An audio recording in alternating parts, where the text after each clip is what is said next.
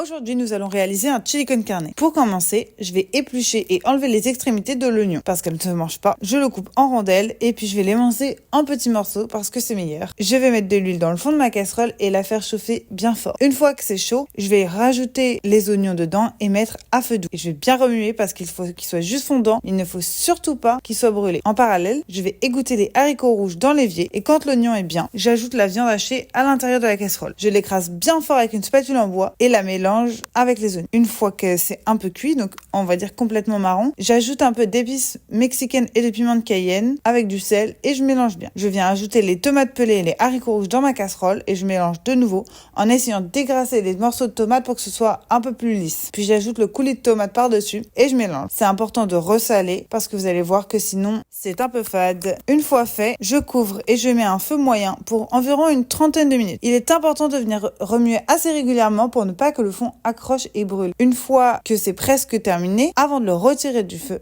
je vais revenir mettre beaucoup cette fois d'épices de chili, de sel et de piment de Cayenne et je vais bien mélanger. C'est important de goûter pour voir si c'est à votre goût. Malheureusement, les épices vont perdre du goût à cause de la cuisson. Donc ma technique, c'est de toujours avoir un sachet à mettre à table pour pouvoir en rajouter sur le mélange et remélanger juste avant de le manger. Je conseille de le servir avec du riz et je vous souhaite un très bon appétit.